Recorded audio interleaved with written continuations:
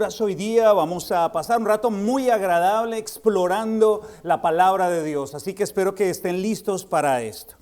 ¿Están listos, verdad? Ok. Bueno, primero quiero contarles que hemos llegado a una época maravillosa del año, ¿cierto?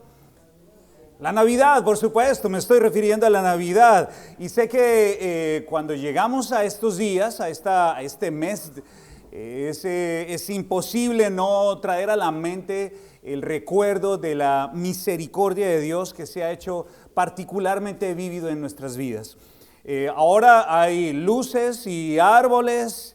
Ya ustedes probablemente ya empezaron a escuchar de que hay programas aquí o allá en diferentes partes de la ciudad, porque la gente quiere celebrar, la gente quiere iluminar, aunque todos nosotros estamos en momentos diferentes, ¿no? Ahora nuestra comunidad está en un momento bastante interesante y bastante diferente. Espero que podamos salir con mucha esperanza después de lo que vamos a escuchar en la palabra, pero definitivamente, probablemente en sus países ya empezaron a ver árboles, adornos, música, comida, confraternidad, buenos deseos y hasta pólvora, ¿verdad?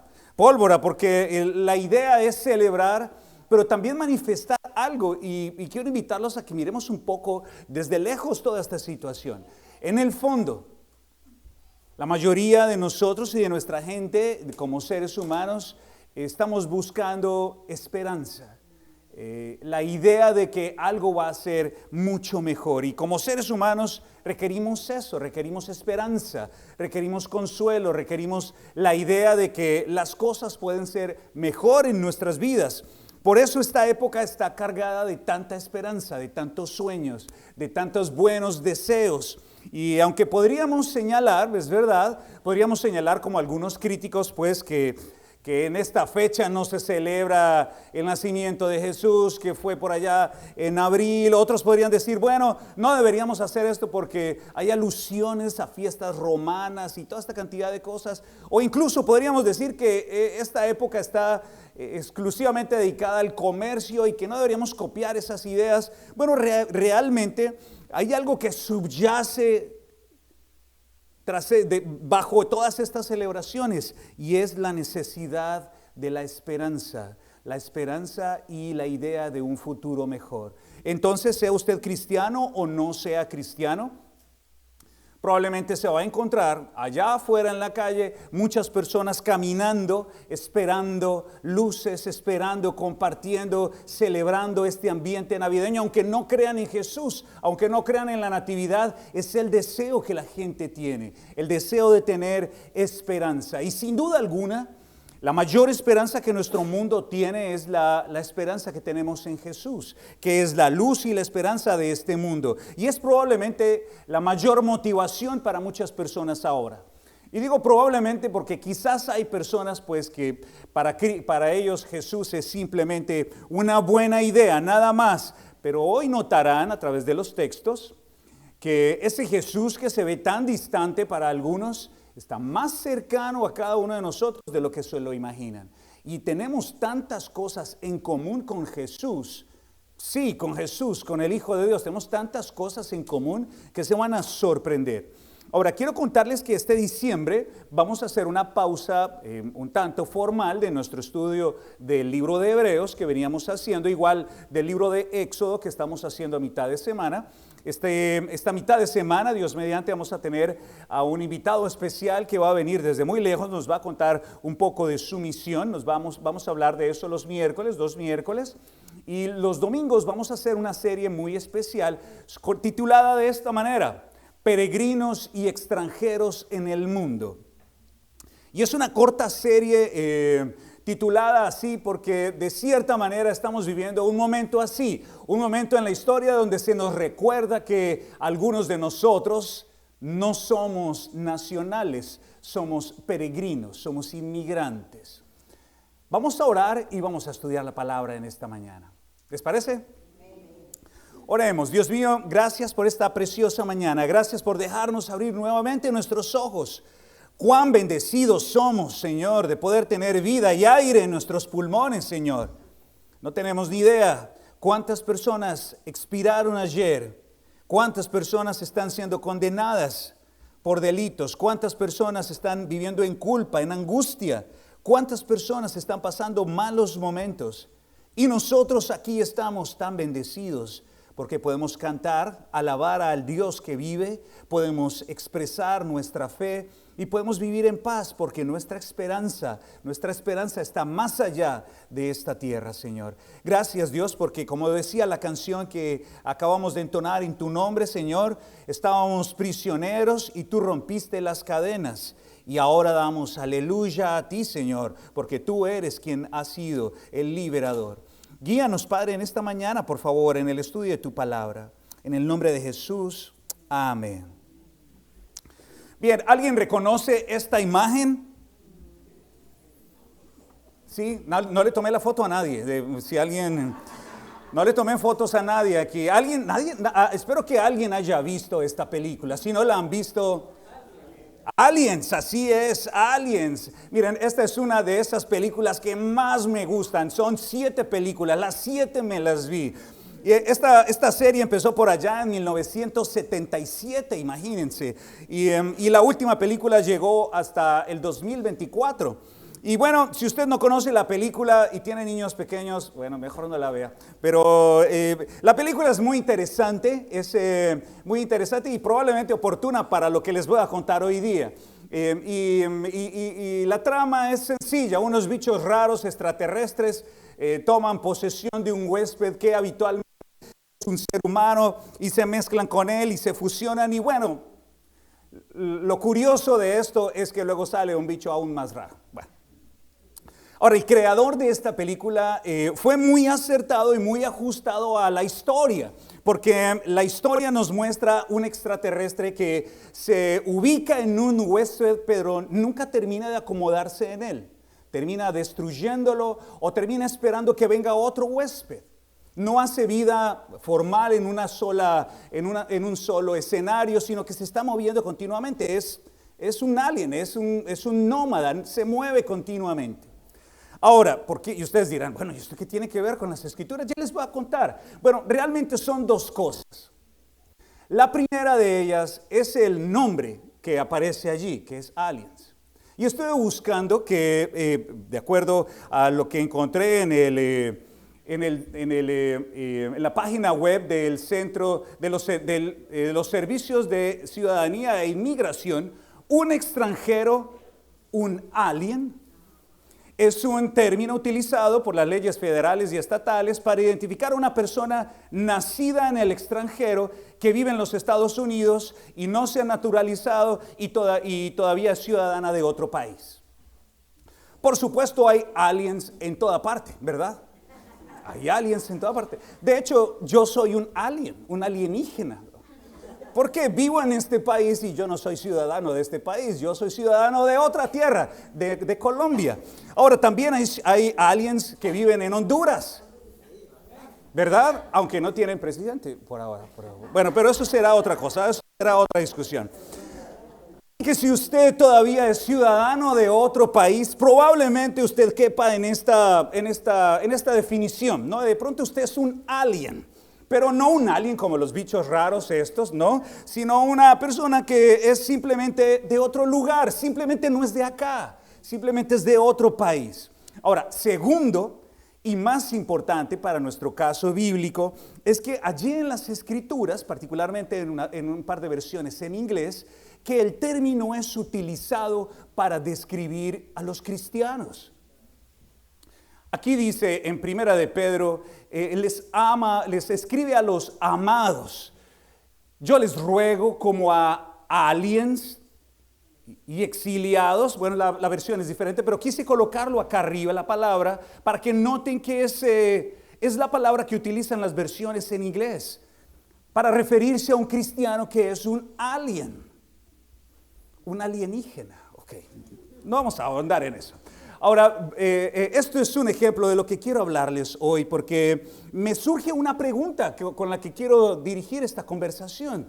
¿Por qué en las Escrituras nuestros hermanos deciden denominar a extranjero, como un foráneo, como un alien, a alguien que es nacido en la tierra? ¿Por qué le llama extranjero? Bueno, vamos a hablar de eso en esta mañana. Y mi primer punto para ustedes en esta mañana es este: mi identidad en la tierra, mi identidad en esta tierra en particular. Y ahora les voy a invitar que vayan a sus Biblias y abran sus Biblias justo en el libro de Hebreos, en el capítulo número 11. Hebreos en el capítulo número 11, versículo número 13. Hebreos capítulo 11, versículo número 13. Y vamos a leer del 13 al 16. Vamos a estudiar un poquitico los primeros dos versículos y luego pasaremos a los otros dos en la segunda parte de mi mensaje.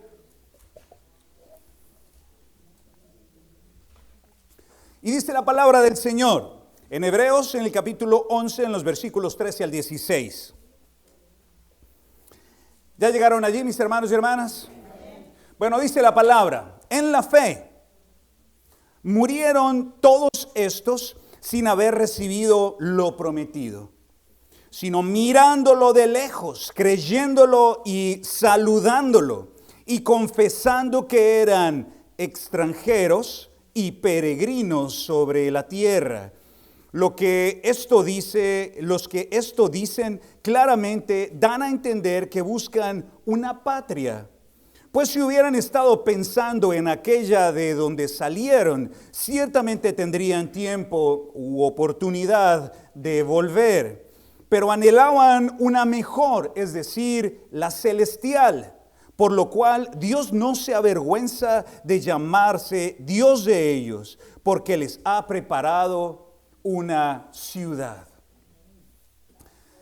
Ahora, esta palabra, esta porción del texto está ubicada en un capítulo, que es el capítulo número 11, probablemente ustedes ya lo han leído. Es un capítulo conocido por listar personas de fe. Algunas personas eran muy sencillas, muy humildes y habían declarado su fe en Dios.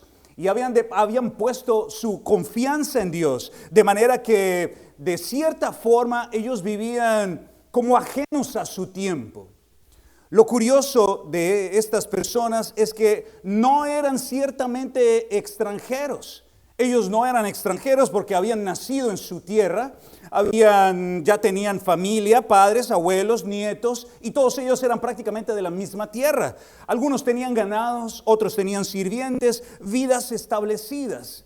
Ahora, lo curioso aquí, mis hermanos y hermanas, es que siendo creyentes y habiendo nacido en la tierra, se miran a sí mismos y se dicen: yo soy un extranjero, yo soy un peregrino en esta tierra.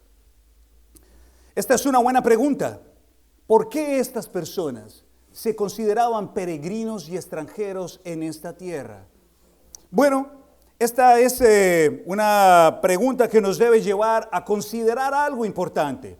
Y es que probablemente en la mente de algunos de ellos, porque la lista es amplia, dice la palabra que faltaría mucho más espacio para nombrar a todas las personas, aparecen algunos nombres. Y al menos en ese capítulo podríamos pensar que personas como Abraham, como Isaac, como Abel, como Enoc, como Noé, como José, como Esther, como Jefté, como David, en su mente, su identidad, lo que ellos eran, no dependía de la ubicación geográfica, su estatus legal o su estatus migratorio, su prosperidad, sino de su relación con Dios.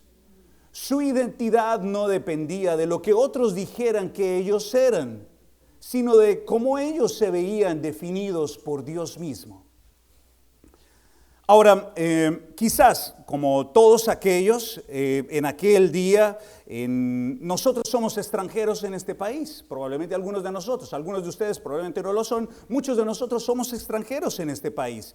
Y probablemente si usted ha sido extranjero o ha vivido en el extranjero, ha experimentado ciertos sentimientos que están alojados. El sentimiento de desarraigo, el sentimiento de soledad. Esa nostalgia de la tierra, ¿lo han experimentado alguna vez? Hemos recibido algunos de nosotros esa mirada que desaprueba nuestra presencia en esta tierra. Ese sentimiento de no ser bien recibidos. A pesar de que no tenemos nada, que no hemos hecho nada, que no hemos dicho nada, ni siquiera hemos pronunciado palabra, llegamos a algún lugar y sentimos la poco cálida bienvenida. Quizás de pronto, como yo alguna vez, nos hemos sentido extraños al intentar balbucear un par de palabras en inglés, al acercarnos al counter ahí de McDonald's o de Cane's y empezar a sudar las manos. ¿Les ha pasado? Y dice, ¿y ahora qué voy a pedir? Bueno, chicken, ¿qué más vamos a pedir? Más chicken de lo que sea. Quizás de pronto usted como yo ha llegado al counter y se ha puesto a pensar, Dios mío, ojalá que hoy atienda a un hispano para que yo le pueda pedir algo diferente. Ojalá que el que esté allí sea alguien que hable español, de manera que yo pueda utilizar mi corto español también. Si han experimentado algo así, probablemente usted es un extranjero. Y probablemente su corazón le dice, este no es mi lugar. Yo no pertenezco acá, yo no estoy arraigado en esta tierra. Punto de vista, en un punto de su vida, estas personas que les estoy mencionando experimentaron un cambio. Algo pasó en sus vidas y particularmente la respuesta es sencilla. ¿Qué pasó en sus vidas? Bueno, la respuesta es sencilla. Una semilla fue plantada en los corazones de aquellos que sí eran nacionales. Porque Abraham, Isaac, Jacob eran nacionales, eran allí. Pero aún así se sentían extranjeros. ¿Qué pasó? ¿Por qué? ¿Por qué cambió en ellos? Bueno, igual que nosotros, los cristianos, en un punto de nuestra vida, sin importar si usted es colombiano, hondureño, salvadoreño, nicaragüense, guatemalteco, gringo, de donde usted sea, en un punto en su vida cuando usted conoce de Dios, cuando usted pone su fe en Jesús, usted empieza a sentir o debe empezar a sentir cierta incomodidad, cierto desarraigo de esta tierra. Esa semilla es la fe en Dios, un Dios a quien ellos consideraban fiel y verdadero y que les había prometido algo que quizás no iban a ver físicamente en sus vidas. De manera que lo único que hicieron fue ver el futuro prometido, ver la promesa hecha y simplemente saludarla de lejos. Pero creyeron que eso que les estaban diciendo era verdad. Dice el versículo 6 de ese mismo capítulo que sin fe es imposible agradar a Dios. Bueno, si usted piensa que con acciones va a agradar a Dios, no hay manera. Que con dinero va a agradar a Dios, no hay manera. No hay nada que nosotros podamos hacer para agradar a Dios sin fe. Usted debe tener fe, debe tener confianza. Bueno, ¿y esto qué significa? Bueno, el capítulo número 11, versículo 1 nos va a dar una respuesta muy sencilla y es que cuando tenemos fe, tenemos confianza absoluta de que aquel que nos está hablando está diciendo la verdad y es digno de credibilidad. Ahora dice la palabra que si usted quiere agradar a Dios debe tener fe, porque es necesario que el que se acerca a Dios crea que Él existe. Y no solo eso, sino que también va a recompensarlo por haberse acercado a Él. Así que, miren, desde todos los acercamientos, el hecho mismo de creer en Dios nos trae múltiples beneficios. Uno de ellos, nuestra salvación, que es otorgada por Dios. Pero también la recompensa, la remuneración que el Creador hace porque usted ha creído en Él y ha considerado que es digno de confianza. La fe en Dios, hermanos queridos, a estos nacionales que ahora se convierten en extranjeros, los golpeó al menos en 3 áreas diferentes, impactó al menos 3 áreas diferentes. Número 1, un nuevo conocimiento. Estas personas no tenían conocimiento de un único Dios. de un verdadero Dios, que dice el libro de Hebreos capítulo 11, que fue el Dios, el mismo Dios, el único Dios, el soberano Dios que hizo el universo con su palabra y trajo de la nada el mundo que nosotros vemos hoy día. Es decir, a lo que nosotros llamamos una creación ex nihilo. De la nada Dios hace todo. Estas personas lo creyeron, pero no lo sabían. Ahora lo saben y ahora lo creen. ¿Y esto qué nos lleva a pensar? Bueno, si usted tiene esa semilla del Evangelio, si usted tiene esa semilla de la confianza en Dios, usted debe creer que Dios es soberano.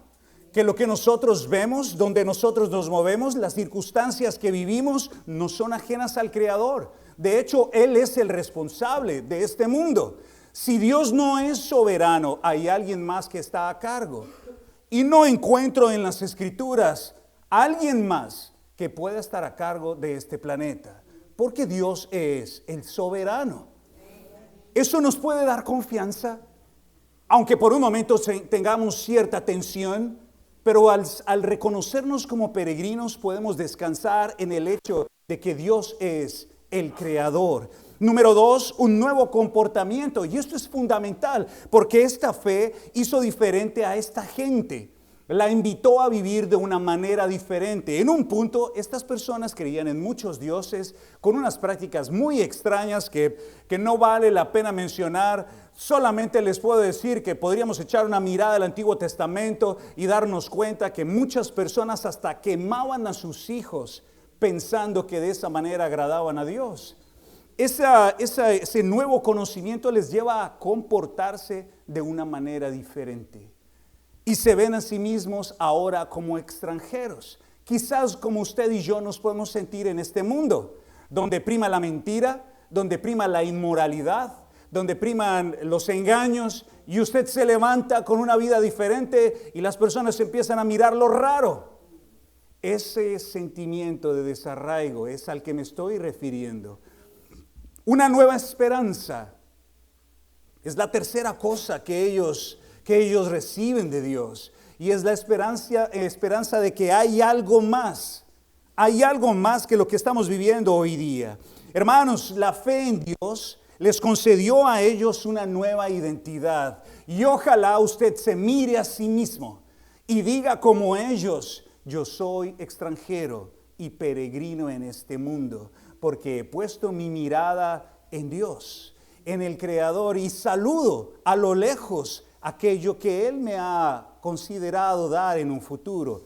¿Y qué es eso? Bueno, es una patria mejor, es lo que dice el texto, una patria mejor. Y permítanme regresar, por favor, allí al versículo número 14. Y miren, aparece esta palabra 3 veces en esta versión. Patria, que es la tierra, el país. Al expresarse así claramente dieron a entender que andaban en busca de una patria mejor, de una patria. Si hubieran estado pensando en aquella patria de donde habían emigrado, habrían tenido oportunidad de regresar a ella. Antes bien anhelaban una patria mejor, es decir, la celestial. Por tanto, Dios no se avergonzó de ser llamado su Dios y les preparó una ciudad. Saben, la mayoría de personas, nosotros hoy día probablemente somos sedentarios y no nómadas. ¿A qué me refiero con esto? Particularmente a nuestra manera de residir, es decir, que preferimos establecernos por un tiempo medianamente largo, echar raíces, amistades, trabajo. Preferimos eso, que significa ser sedentario, a ser nómada, es decir, estarnos moviendo cada 2 semanas, 3 semanas, cada mes movernos de lugar buscando nuevas aventuras o buscando nuevas formas de vida. Y algunos de nosotros preferimos estar bastante asentados porque quizás hasta queremos tener un perro, o 2 perros, o 3 perros, o 4 perros, ¿verdad, Benjamín? 4, si alguien quiere tener 4 perros y cómo sobrevivir a ello, tiene que preguntarle a Reina y a Benjamín. No obstante, amigos, aquellas cosas que en algún momento valían mucho para nosotros, ya no valen tanto. Aquellas cosas que considerábamos tan plenas y tan satisfactorias, pues ya no valen tanto. Y probablemente usted ya notó que el dinero nos puede proporcionar cierta estabilidad, pero no nos puede dar paz en el hogar. El dinero nos puede ofrecer algunos lujos y algunos gustos, pero no nos puede dar propósito en la vida. Podemos pagar a algunos médicos, pero no podemos hacer nada para que ni siquiera las medicinas surtan efecto en nosotros. Hay cosas que no alcanzamos con los bienes de este mundo. Debe haber algo más. Es allí donde la semilla de la fe en los corazones de estas personas en la Biblia y en los cristianos empiezan a anhelar algo mejor, algo diferente, una patria diferente. El peligro del inmigrante es mirar atrás. Mirar atrás es lo que dice el texto. Mirar atrás y empezar a anhelar, a vivir con amargura el presente, anhelando el pasado. Muchos cristianos miran para atrás, a anhelar lo que se vivía antes, lo que se experimentaba antes, la inmoralidad, la lujuria, el alcohol, las cosas que se hacían antes, porque uno mira atrás y dicen, como lo estamos estudiando los miércoles, es que antes disfrutábamos tanto. ¿En serio? ¿Qué disfrutaban? ¿La amargura, la tristeza, la soledad, la culpa? Yo no anhelo nada de lo que viví antes. Para mí fue suficiente. Esa puerta para mí ya quedó cerrada. Ahora, lo que nosotros podríamos anhelar quizás como inmigrantes en esta tierra, quizás pueda ser la comida, ¿verdad? ¿Quién no ha anhelado la comida? La familia, la alegría del barrio, los animales corriendo, incluso la vecina malgeniada o el vendedor de cosas por la calle que grita y grita cosas y uno está durmiendo y dice, ¿hasta cuándo ¿Por qué no se calla ya? ¿Por qué no va más tarde? Después de las 8 puede trabajar. Y uno anhela esas cosas y quizás eso es música para sus oídos, ¿verdad? Y se dice a sí mismo, algún día regresaré.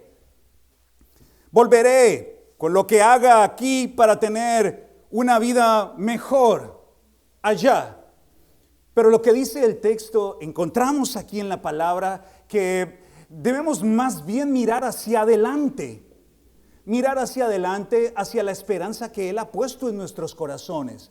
Porque ya sabemos que así pudiéramos transferir todo lo que nosotros tenemos de aquí a allá. Incluso allá volveríamos a sentir exactamente lo mismo. Porque ya no somos de aquí, ni tampoco somos de allá. Ahora nuestra esperanza está en el cielo.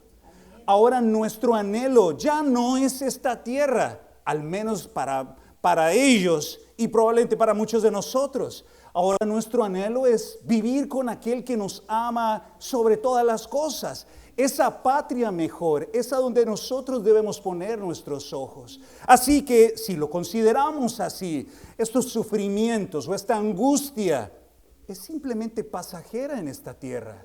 Es simplemente por unos días, por unos meses, quizás por unos años. Pero nuestro destino eterno está más allá, donde no hay ninguna polilla que lo consuma, donde no hay ningún orín que lo corrompa. Allá donde el Señor dice Él mismo que nos ha construido un lugar donde residir. Ojalá podamos residir todos juntos allá. A algunos me gustaría tenerlos de vecinos, a otros también. Saben, quiero invitarles a que piensen por un momento en estas personas en Hebreos capítulo 11, porque definitivamente es posible que nosotros no estemos viendo algo. ¿Qué hay más allá de Estados Unidos? ¿Qué hay más allá de Honduras? ¿Qué hay más allá de las 4 paredes que usted tiene? ¿Qué hay más allá de tener un carro o un pedazo de tierra donde sembrar una planta? ¿Qué hay más allá de estos bienes terrenales? Hay más. Y nuestro corazón tiene que anhelar aquello para lo que fuimos hechos. Esa ciudad que nos ha prometido el Señor. Esa es la patria celestial. Si reducimos, hermanos y hermanas, si reducimos nuestra vida como cristianos a un pedazo de tierra, a un carro o 4 paredes, estaremos perdiendo de vista la ciudad. Que dice Juan capítulo 14 que Jesús se fue a preparar y que en Apocalipsis, en Apocalipsis encontramos alguna breve descripción, capítulos 20, 21. Esa casa que Dios nos está prometiendo, la podríamos cambiar por una posilga en esta tierra. Trabajar toda nuestra vida para 4 paredes y perder la oportunidad de tener una casa celestial que no se va a acabar jamás. ¿Qué debemos hacer? Reflexione en su relación con Dios. Reflexione en cuáles son los verdaderos valores en esta vida para usted. Allí, si usted anhela esa patria, estará yendo en la dirección apropiada. Y número 3, y con esto me enfoco ya hacia el final, tenemos que vivir como ciudadanos del cielo. Y esto es impresionante, mis queridos hermanos y hermanas. Yo sé que en algunos lugares y en algunas predicaciones y en algunas cosas que nosotros podemos encontrar en las redes sociales, hay hombres y mujeres que nos invitan a hacer tesoros en la tierra, a tener más, a prosperar aquí, y todo es aquí. Pero el asunto es que nosotros ya no somos de aquí. Nuestra ciudadanía es del cielo, es lo que dice Filipenses. Usted tiene una ciudadanía celestial. Y yo sé que algunos mitos ponen a Pedro, ¿no?, con una correa y con un garrote allí en la puerta en el cielo, preguntando a ver si está en la lista, y si no está en la lista lo devuelven. Y hay una cantidad de chistes a ese respecto. Miren, la verdad es que nosotros ya tenemos un pasaporte que fue firmado por Cristo Jesús. Fue expedido en el cielo y a usted lo están esperando. ¿Quién se quiere ir hoy? Vámonos. Vámonos, pero cuando el Señor nos llame. Si Dios no lo llama, no se adelante. Dios sabe cuándo lo va a llamar. Ahora, si Dios lo llama, pues vámonos. Pero si no lo ha llamado, si no la ha llamado, probablemente todavía tiene una cosa que vivir acá. Tiene algo que aprender, tiene algo en que servir. Como lo dijo nuestro hermano Pastor Nelson, quizás seamos nosotros las manos, los abrazos, los besos, las llamadas, el consuelo que otras personas necesitan. Pero miren lo que dice la palabra de Dios en Pedro. Primera de Pedro capítulo 2 versículo 11. Y este caballero va a volver a usar la misma palabra, alienígena. Queridos hermanos, les ruego como a extranjeros y peregrinos. El autor de Hebreos y Pedro el apóstol le habla a los cristianos y les dicen: ustedes, amigos, ustedes ya no son de acá. Ustedes son peregrinos, ustedes están aquí de paso. No se amañen a esta tierra, no se enseñen a esta tierra, no se acostumbren a esta tierra, porque ustedes están de paso. Dice la palabra: ustedes, les ruego como extranjeros y peregrinos en este mundo, que se aparten de los deseos pecaminosos que combaten contra el alma. Versículo número 12. Mantengan entre los incrédulos una conducta tan ejemplar que aunque los acusen de hacer el mal, ellos observen las buenas obras de ustedes y glorifiquen a Dios en el día de su visitación.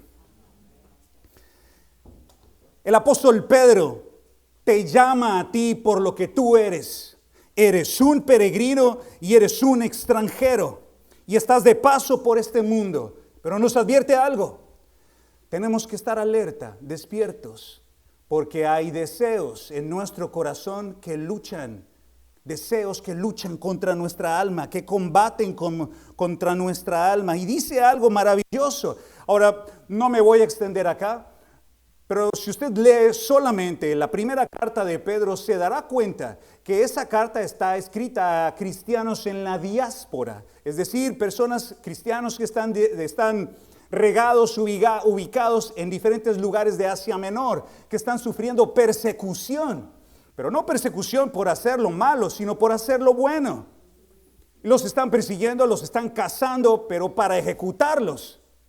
Y les están quitando sus cosas, una cantidad de cosas. Y Pedro les dice, aún en medio de esa situación tan tumultuosa, les dice: ustedes cristianos, ustedes extranjeros, ustedes peregrinos, deben tener un comportamiento ejemplar.